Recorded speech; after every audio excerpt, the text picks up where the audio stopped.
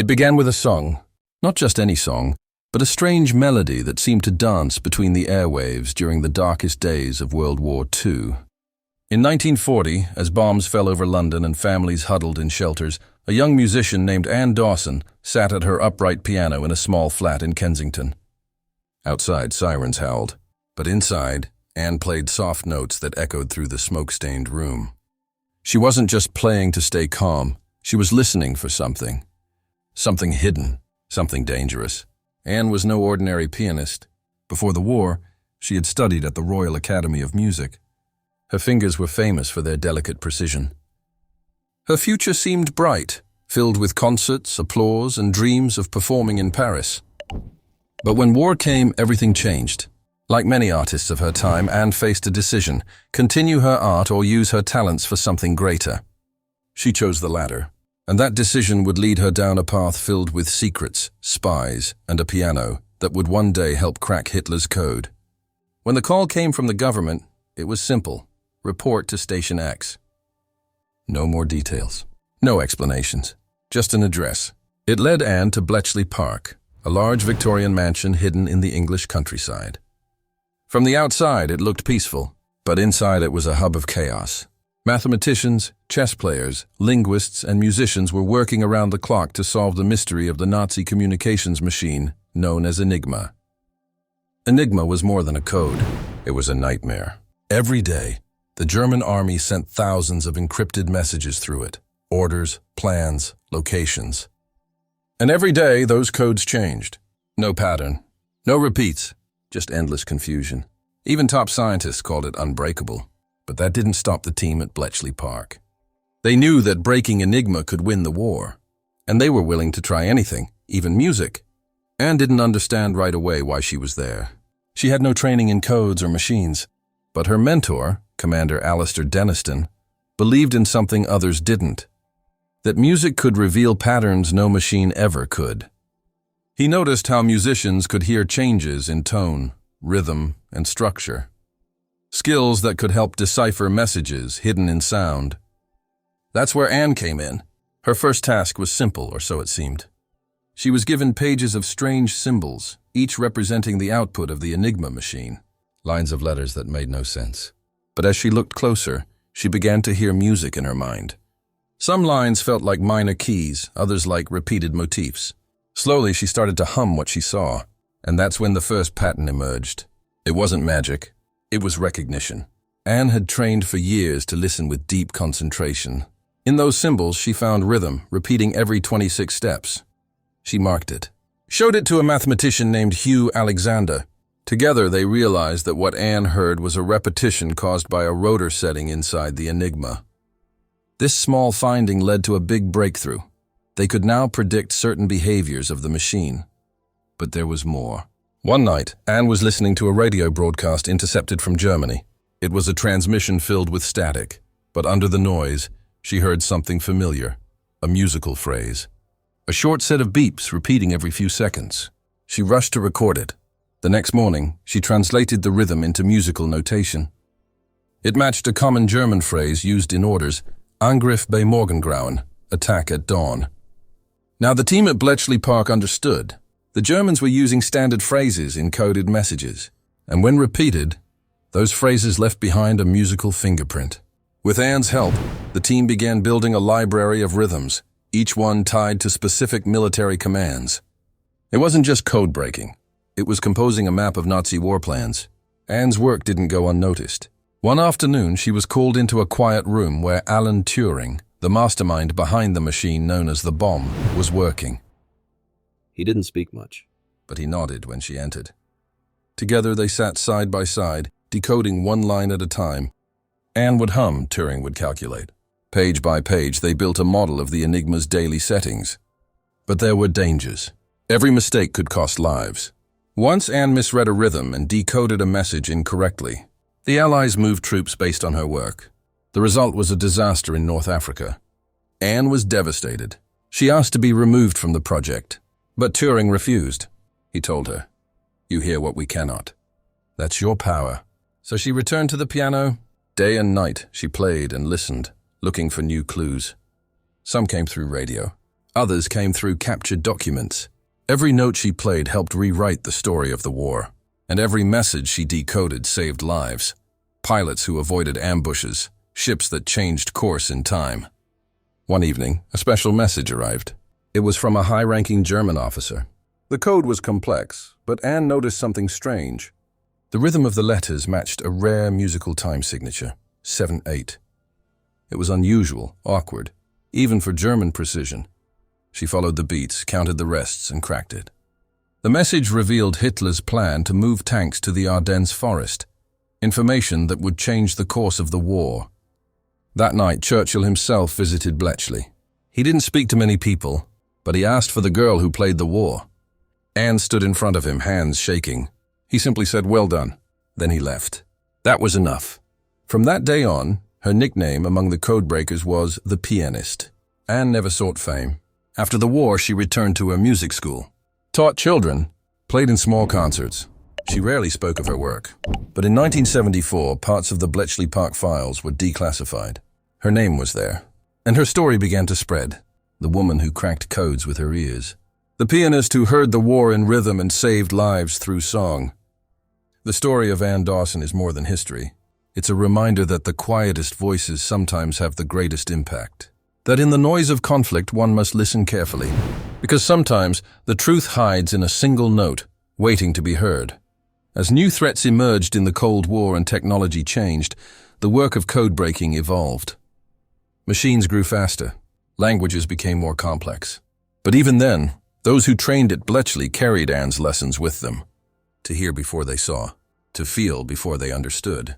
The morning air at Bletchley Park was always thick with urgency. Papers rustled, machines clanked, footsteps echoed through long, narrow halls. But in one small corner of the mansion, behind a wooden door marked music room, Anne Dawson sat alone at her piano. She wasn't composing, she was decoding. And as her fingers danced over the ivory keys, her mind replayed enemy signals, searching for the slightest irregularity, anything that could give the Allies an edge. This was no longer just about music. It was a war for meaning, fought note by note.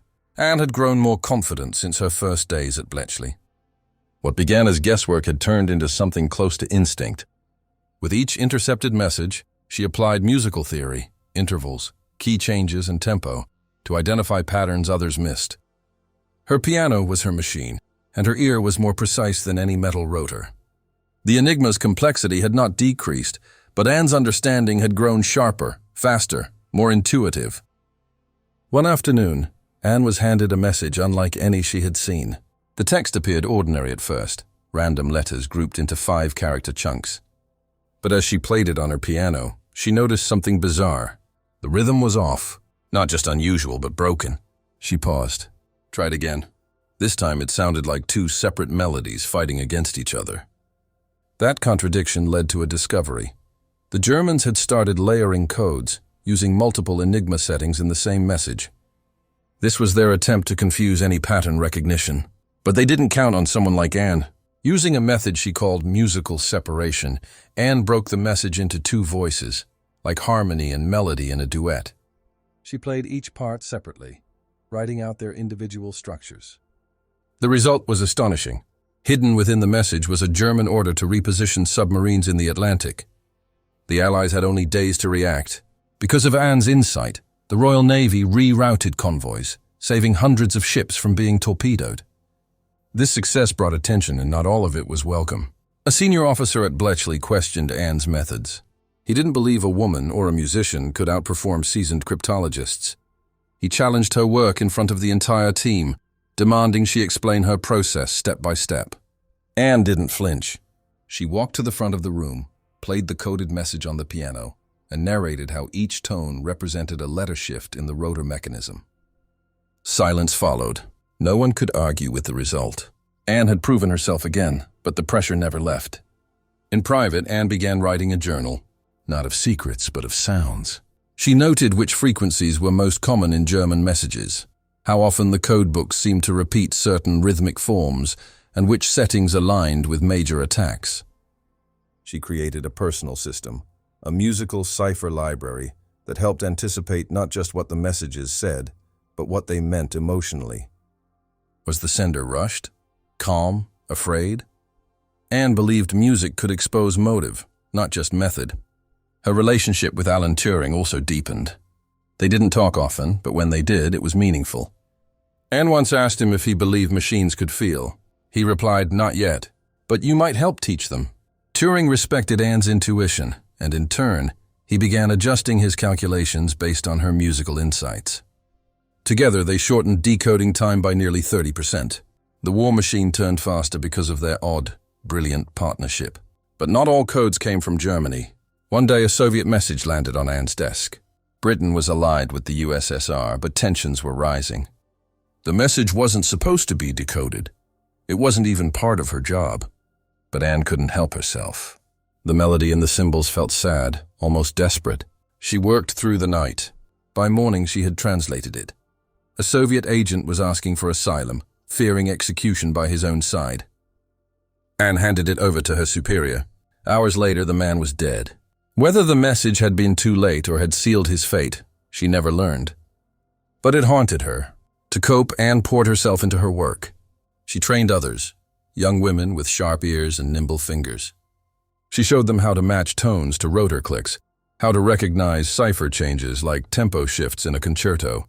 She became not just a pianist, but a conductor, leading a quiet orchestra of codebreakers who listened as much as they read. One evening, as Anne walked through the park, she met a young soldier recovering from injuries. They spoke of music. He asked her to play for him. That night, she performed Chopin in the mess hall. For once, her music was just music. No codes, no patterns, just emotion. And in that moment, surrounded by the silent audience of exhausted workers, she remembered why she had become a musician in the first place. Not to fight, but to feel. But war doesn't pause for beauty. The next week brought Anne her most difficult task yet. Allied planes had been ambushed in France, and Bletchley suspected a leak. A message had been sent from within British territory, encrypted with an unknown cipher. Anne was called in. She listened to the transmission over and over, playing it, slowing it down. It wasn't German. It wasn't Soviet. It was English, but disguised. Hours passed. Anne felt the weight of every piano key like a stone. Then she found it. A motif hidden in the static, Greensleeves, a traditional English folk tune transformed into code. She traced it back to a low-level clerk at Bletchley, someone who had fallen into debt and passed information to the enemy. The betrayal shocked everyone, but thanks to Anne, it had been caught in time. That moment changed her. Trust became harder. She began to doubt those around her, even those she trained. But she never doubted her piano. That instrument had never lied to her. It told her the truth in ways people couldn't. In the music, there were no secrets, only messages waiting to be heard. As the war reached its final years, Enigma grew more advanced. The Germans added rotors, increased settings, and used weather codes to throw off Allied predictions. But Anne adapted. She learned new patterns, new scales.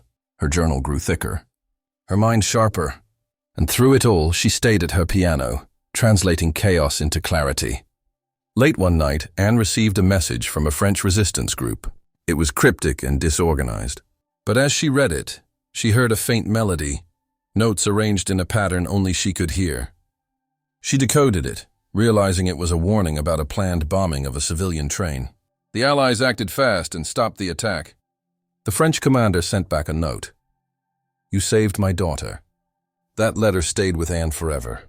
She kept it in the lid of her piano, a silent reminder of why she listened so carefully. And yet, even as victories mounted, Anne could sense something darker ahead. Not from Germany, but from within. Secrets. Silence. Decisions made without explanation. The atmosphere at Bletchley began to change, and Anne felt it in the rhythm of the messages. Something was coming. Something big. And this time, it wouldn't just test her ears. It would test her heart. The spring of 1945 brought both hope and uncertainty to Bletchley Park. The Allies were pushing deeper into German territory, and whispers of Hitler's collapse spread through the corridors like wildfire. But with each small victory came larger questions. What would happen after the war? What would become of the people who had lived in the shadows, hidden behind typewriters, cables, and, in Anne Dawson's case, a piano that had never once played for applause? Anne had changed, The wide-eyed pianist who once marveled at musical codes was now a woman shaped by loss and secrets. Her days were long, her hands sore, and her heart heavier than she dared admit. Yet she continued to work, decoding intercepted messages, guiding her team, and solving puzzles no machine could. But she also began noticing something else. Files disappearing, names erased, stories buried before they could be told. One of those files involved a man named Johann Kruger, a Nazi officer with a background in music theory. Anne had seen his name before in coded transmissions, but now his file had vanished. She asked questions, too many. Her supervisor warned her to focus only on assigned tasks. But Anne couldn't stop. There was something in those old transmissions that didn't fit. She reopened the journal she had kept in secret, retraced her work, and found a message she had once dismissed. A sequence of notes that, when replayed, didn't sound German at all. It sounded like Bach, played wrong. She began to suspect that someone had used the Enigma machine not just to send military orders, but to communicate personal messages through music, hidden in compositions only trained ears could detect. These weren't simple ciphers. They were emotional codes full of longing and fear, and many of them led back to high-ranking Nazi officers who had musical backgrounds. It wasn't just about war. It was about identity, memory, and maybe guilt. Anne approached Alan Turing with her theory. He listened, intrigued but cautious. Turing knew the government had begun collecting data for use in the post-war world. Not all of it ethically. They won't let you keep digging, he warned her. Not if you get too close. But Anne couldn't stop. She believed there was one final key, one message buried so deep it had been missed by everyone. Then, in May 1945, the message arrived. It was short, fewer than 50 characters. Encrypted, yes, but unlike any Enigma message they had seen before. The format was old, outdated, a relic. Anne sat at her piano and played the pattern over and over. It sounded like a broken waltz filled with dissonance. And then suddenly it clicked. She reversed the notes, shifted the key, and realized it wasn't a military message at all. It was a farewell, a final goodbye sent by someone who knew the end was near. The message was signed with a single name, J. Kruger. It read, "The last note is silence. Forgive the music." Anne stared at the paper. She understood. This wasn't a code. It was a confession. A Nazi officer had tried to atone, not with words, but with a melody only another musician could understand. And somehow it had found its way to her. She handed the message to her superior. Hours later, she was ordered to destroy her notes, her journal, even her piano sheets. "This is no longer your concern," the officer said coldly. "The war is over. The story ends here." But Anne knew better. The war didn't end. It changed. And so did the truth. She returned to her room, heart pounding. For the first time, she considered walking away. Leaving Bletchley, starting a new life. But how could she forget what she had seen, what she had heard? She packed her journal in a small suitcase, wrapped in sheet music. She left her piano behind. After the war, Anne disappeared from public life. Officially, her contributions remained classified. No honors, no recognition, only silence. She taught music in small towns, never speaking of her work. Students remembered her as quiet, kind, and strict about rhythm. Timing, she would say, is everything. In 1974, when parts of the Bletchley archives were declassified, Anne was mentioned only once. Her name. No details, no stories. But one student, now a historian, began digging. He found references to a pianist in old military reports, a musician who had played a key role in decoding complex enemy messages. He tracked Anne down in a quiet village. She was 58, still teaching, still listening. He asked if the stories were true. She smiled, said nothing, then handed him a page of handwritten notes, a musical composition titled Opus 1945, for those unheard. It was haunting, beautiful, and unlike anything ever composed during wartime. At the bottom, she had written, "Some truths are meant to be felt, not spoken." The historian published her story years later, and for the first time, the world learned of the woman who heard the war, who translated violence into harmony, who decoded not just messages, but the emotions of a broken world. Anne's story inspired thousands, musicians, cryptographers, and dreamers alike. Her legacy is not in medals or monuments, but in music, in every note that dares to carry the weight of memory, in every silence that speaks louder than words. And in every piano that waits patiently for someone to listen, not just with their ears, but with their heart. Anne Dawson's story reminds us that even in the darkest times, quiet brilliance can change the course of history. Her piano didn't just play notes, it uncovered truths, saved lives, and gave voice to those who could never speak. Through rhythm, intuition, and courage, she turned chaos into clarity. Her music lives on not in fame, but in freedom. And now it's our turn to listen to the echoes she left behind. If you made it to the end of this story, leave a comment with the word listening, so we know you're one of the real ones.